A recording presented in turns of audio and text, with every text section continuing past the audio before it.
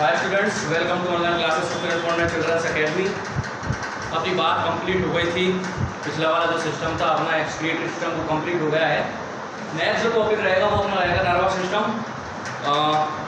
Nervous system के बारे में अगर मैं आपको बताऊं तो जो हमारी बॉडी में या किसी भी एनिमल की बॉडी में जो अलग अलग ऑर्गन हैं, उन अलग अलग ऑर्गन के बीच एक हार्मोनी यानी सामंजस्य, तालमेल और कोऑर्डिनेशन यानी आपसी तालमेल बनाए रखने के लिए एक सिस्टम की ज़रूरत होती है। उस सिस्टम को कहते हैं नर्वस सिस्टम। क्यों? जिससे कि सभी जो हमारी बॉडी के अंदर जो ऑर्गन सिस्टम है, जितने भी ऑर्गन सिस्टम है वो अच्छे से काम कर सकें। हमारा बोलना, लिखना, पढ़ना, हमारी बॉडी के अंदर digestion, endocrine exocrine gland, circulatory system, oxygen का जाना, अंदर बाहर आना, ब्लड का घूमना, ये सारे के सारे जो सिस्टम हैं ये एक सिस्टम है जो इन पे कंट्रोल करता है और उस सिस्टम को कहते हैं नर्वस सिस्टम। और ये ज़रूरी है। क्यों ज़रूरी है? कि जो हार्मोनी है और कोऑर्डिनेशन जो है, इनका मतलब होता है सामंजस्य। जो हमारी बॉडी है, बॉडी ऑर्गन सिस्टम है, उन बॉडी ऑर्गन सिस्टम के अंदर उस सामंजस्य और तालमेल बना रहे, उसके लिए एक सिस्टम चाहिए, उसको कहते हैं नर्वस सिस्टम। कोई भी एक पर्टिकुलर ऑर्गन या कोई भी एक ऑर्गन सिस्टम अकेला काम नहीं कर सकता हमारी बॉडी में। सभी मिलजुल के काम करते हैं और इनको अच्छे से फंक्शन करें। जैसे हमारा डाइजेस्ट सिस्टम है अच्छे से काम करता रहे, जैसे हमारा सर्कुलेटरी सिस्टम है अच्छे से ब्लड को फ्लो करवाता रहे, जैसे हमारा रेस्पिरेटरी सिस्टम में ऑक्सीजन अंदर जाए, कार्बन डाइऑक्साइड बाहर जाए। ये एक और सिस्टम है जो इंश्योर करता है कि ये जो और ऑर्गन सिस्टम है अच्छे से काम करें और उस सिस्टम को कहते हैं नर्वस सिस्टम। ये एक स्पेशल टाइप का, एक विशेष प्रकार का सिस्टम होता है। इसके अलावा एक और सिस्टम है जो हमारी बॉडी में काम करता है, उसके बारे में बाद में बात करूँगा वैसे, पर मैं बता देता हूँ। नर्वस सिस्टम के साथ एंडोक्राइन सिस्टम भी मिलके जुल के काम करता है। एंडोक्राइन सिस्टम में बहुत सारी एंडोक्राइन ग्लैंड होती है हमारी बॉडी के अंदर। 6 या 7 एंडोक्राइन ग्लैंड हैं जिनका काम है हार्मोन सीक्रेशन। और वो हार्मोन क्या करते हैं, हमारे अलग अलग ऑर्गन को संदेश देते हैं, मैसेज देते हैं कि वो उनका काम अच्छे से कर सकें। वो सिस्टम को कहते हैं हम एंडोक्राइन सिस्टम। और इस एंडोक्राइन सिस्टम के बारे में बात करेंगे, उन सभी एंडोक्राइन ग्लैंड्स के बारे में भी बात करेंगे। तो ये बात थी, एक छोटा सा नर्वस सिस्टम के बारे में था। और नर्वस सिस्टम और एंडोक्राइन सिस्टम दोनों आपस में मिलकर हमारी बॉडी को कोऑर्डिनेट करने का काम करते हैं। उसमें एक हार्मोनी बनाए रखते हैं, उसमें एक सामंजस्य बनाए रखते हैं। हम चल रहे हैं, अच्छे से चल रहे हैं, रास्ते में गिर नहीं पड़े। क्यों नहीं होता ऐसा? क्योंकि उसके ऊपर एक सिस्टम काम कर रहा है। हमें गर्मी लगती है, हम फैन ऑन करते हैं, हवा लगने लगती है और हमको अच्छा महसूस होता है। इसमें भी उसका हम कैसे पता चल रहा है? ये सारा का सारा जो है वो नर्वस सिस्टम का खेल है। आगे हम बात करते हैं नर्वस सिस्टम की। मेनली हम बात करेंगे यहाँ ह्यूमन नर्वस सिस्टम की।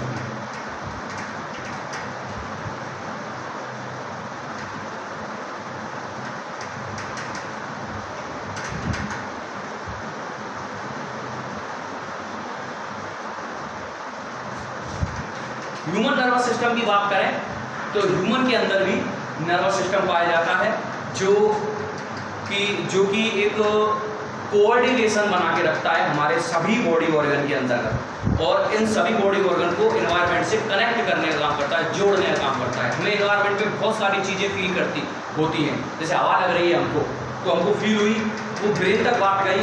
ये सारे मैसेज को ब्रेन तक पहुंचाना और ब्रेन के बाद ब्रेन उसके लिए वापस में एक मैसेज और भेजता है। ये पूरा एक सिस्टम काम कर रहा होता है जिसको कहते हैं नर्वस सिस्टम। नर्वस सिस्टम हमारी बॉडी कैसे फंक्शन करती है, उन सभी फंक्शनों को कंट्रोल करने का भी काम करता है। नर्वस सिस्टम की अगर मैं बात करूँ ह्यूमन नर्वस सिस्टम की, तो 2 पार्ट में आप डिवाइड कर सकते हैं, CNS एंड PNS। तो ह्यूमन नर्वस सिस्टम को आप 2 पार्ट में डिवाइड कर सकते हैं। CNS यानी सेंट्रल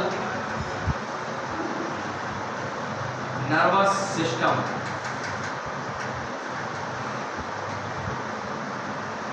और एक PNS यानी पेरिफेरल नर्वस सिस्टम।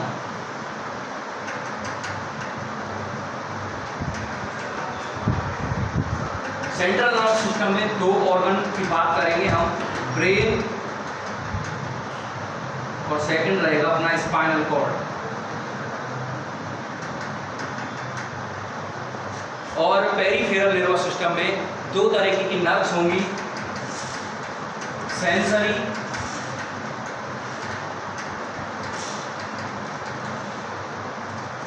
और मोटार।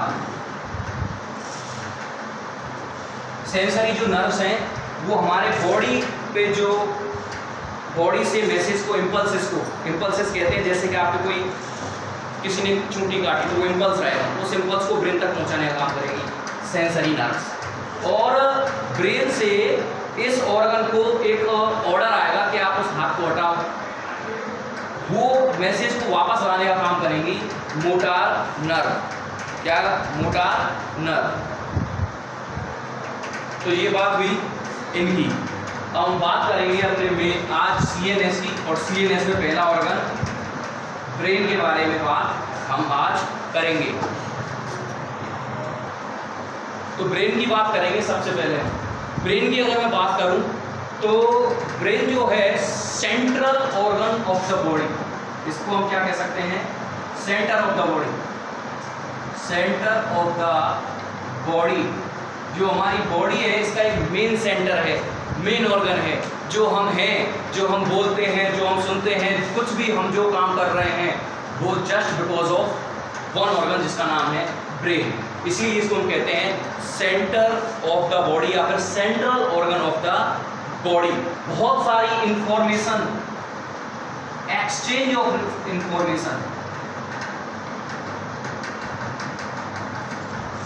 बहुत सारी इंफॉर्मेशन का एक्सचेंज होता है, आदान प्रदान होता है बॉडी ऑर्गन से ब्रेन तक और ब्रेन से वापस बॉडी ऑर्गन तक। किसके थ्रू? बहुत सारी नर्व्स के थ्रू। बहुत सारी एक्टिविटी, वेरियस एक्टिविटीज, बहुत सारी एक्टिविटीज को कंट्रोल करने का काम भी ब्रेन करता है। जैसे कि टेम्परेचर कंट्रोल, रेस्पिरेशन, बोलना, सुनना, स्पीकिंग, लिसनिंग, ग्लैंड सीक्रेशन, ये सारी एक्टिविटी कौन कंट्रोल करता है? ब्रेन इनको कंट्रोल करता है या फिर मॉनिटर करने का इनको काम ब्रेन करता है। मोस्ट कॉम्प्लेक्स ऑर्गन है, मोस्ट कॉम्प्लेक्स ऑर्गन है, बहुत ज़्यादा जटिल ऑर्गन कह सकते हैं इसको हम। क्यों? क्योंकि इसके अंदर बहुत सारे ऑर्गन पाए जाते हैं जो हमारी बॉडी को मॉनिटर करने का काम करता है, बॉडी को एक अच्छे से फंक्शनिंग करती रहे उसके लिए रेस्पॉन्सिबल ऑर्गन होता है ब्रेन। इसका वेट 1.5 kg अप्रॉक्स, 1.5 किलो, कितना? अप्रॉक्स। जरूरी नहीं इतना ही है, थोड़ा बहुत कम या ज़्यादा भी हो सकता है। एक और बात, ब्रेन जो है जैसे कि एक एनवेलप, एक ग्रूव, एक खांच जैसा एक एनवेलप होता है, उसके अंदर ब्रेन पाया जाता है और उस खांच के अंदर एक लिक्विड भरा होता है। इस लिक्विड को कहते हैं cerebro spinal fluid. Cerebro spinal fluid ये एक क्वेश्चन यानी एक तकिए की तरह काम करता है। किसी भी तरीके के जर्क यानी झटका, कोई भी इंजरी से ब्रेन को बचाने का काम करता है। कौन? Cerebro spinal fluid. ब्रेन को हम 3 पार्ट्स में डिवाइड कर सकते हैं, फोर ब्रेन, मिड ब्रेन और हाइंड ब्रेन। कितने पार्ट में? 3 पार्ट में हम इसको डिवाइड कर सकते हैं, 3 पार्ट में। हम बात करेंगे ब्रेन में फर्स्ट ऑर्गन जिसका नाम है फोर ब्रेन। फोर ब्रेन की अगर मैं बात करूं तो फोर ब्रेन 3 पार्ट से मिलकर बना होता है, सेरिब्रम, थैलेमस और हाइपोथैलेमस। इन 3 पार्ट से मिलकर बना होता है कौन? फोर ब्रेन यानी ब्रेन का पहला हिस्सा। सेरिब्रम जो है वो बिगेस्ट पार्ट ऑफ द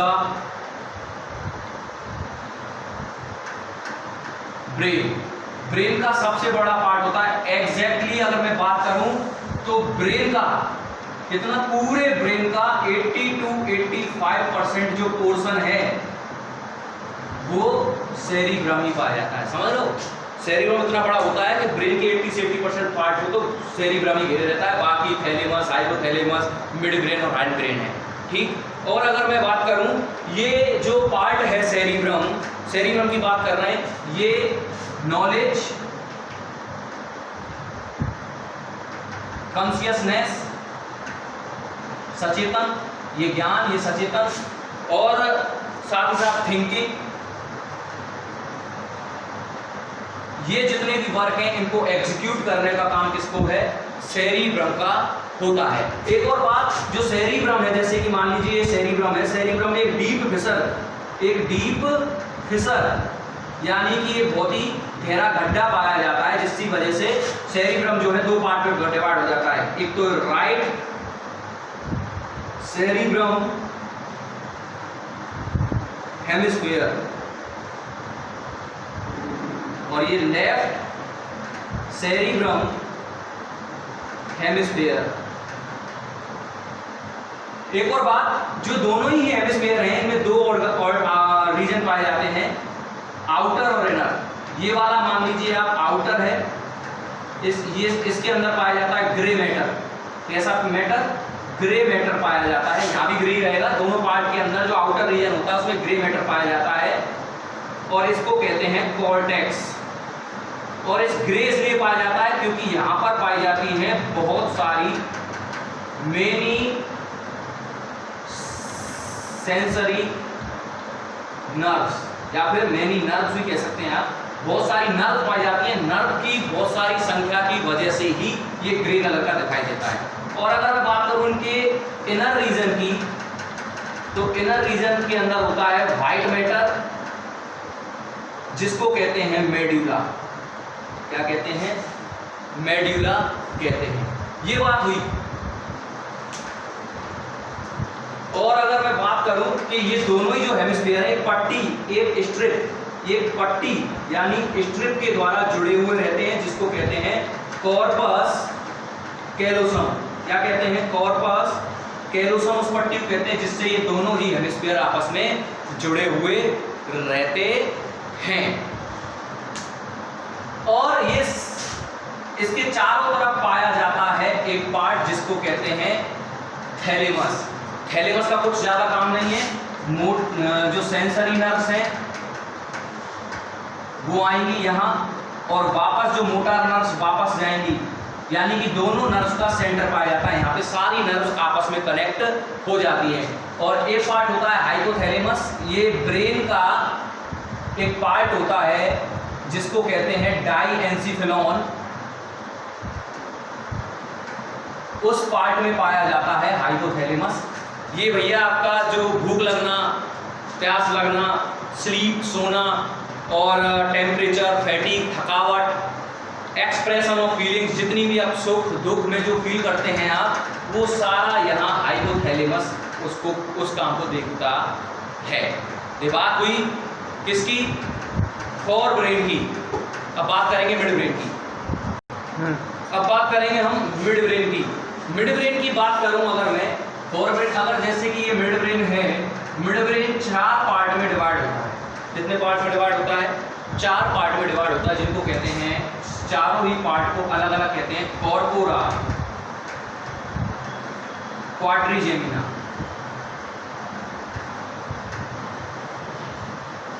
ये ऐसे होता है कुछ। ऊपर वाले दोनों पार्ट साइट यानी देखने का के लिए रिस्पॉन्सिबल है, नीचे वाले जो दो हैं पार्ट वो हियरिंग यानी सुनने के लिए रिस्पॉन्सिबल होते हैं। और अगर मैं बात करूं तो ये पाया जाता है, जो फोरब्रेन का लास्ट वाला पार्ट कौन सा था? हाइपोथैलेमस, और बाकी हैंड ब्रेन। हाइपोथैलेमस और हैंड ब्रेन के बीच में पाया जाता है मिड ब्रेन, इसीलिए इसको मिड ब्रेन भी कहा जाता है। लास्ट वाला पार्ट रह गया है ब्रेन का, जिसका नाम है हाइंड ब्रेन।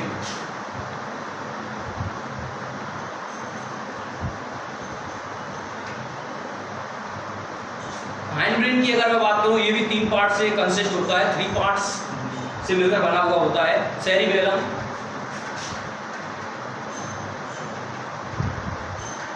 पोन्स एंड विली, कौन सी कह देते हैं, और मेडुला ऑब्लोंगेटा। इन 3 पार्ट से मिलकर बना होता है क्या, हाइंड ब्रेन। अगर मैं सेरिबेलम की बात करूं तो second largest part of the brain, brain का दूसरा सबसे बड़ा हिस्सा सेरिबेलम होता है। और इसकी अगर मैं बात करूं तो जितने भी वॉल्यूंटरी एक्शंस हैं उनके लिए रेस्पॉन्सिबल होता है। वॉल्यूंटरी यानी जिन पे हमारा कंट्रोल हो, जैसे हाथ पांव की मसल्स हैं, पे हमारा कंट्रोल है कब चलाने कब नहीं चलाने, और भी बहुत सारे ऐसे फंक्शंस हैं जो वॉल्यूंटरी है जिन पे हमारा कंट्रोल हो, उनको फंक्शन करने का काम इसी का होता है। और दूसरी बात करूं पोन्स, पोन्स का काम है कि ब्रेन के सभी पार्ट को आपस में कनेक्ट करने का। ये क्या करता है, connects all the part of brain, brain के सभी हिस्सों को आपस में कनेक्ट करने का काम करता है। मेडुला ऑब्लोंगेटा की बात करें तो जितने भी इनवॉल्यूंटरी फंक्शंस हैं, इनवॉल्यूंटरी एक्शंस हैं जो जिन पे हमारा कंट्रोल नहीं है, जैसे heart beat, respiration, circulation, digestion, इन पे हमारा कंट्रोल नहीं है, अपने आप काम करते रहते हैं।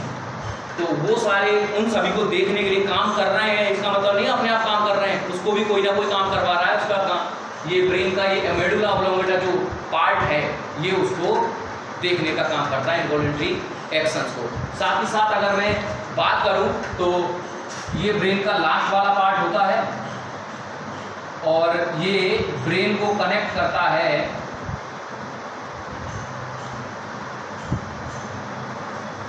स्पाइनल कॉर्ड से।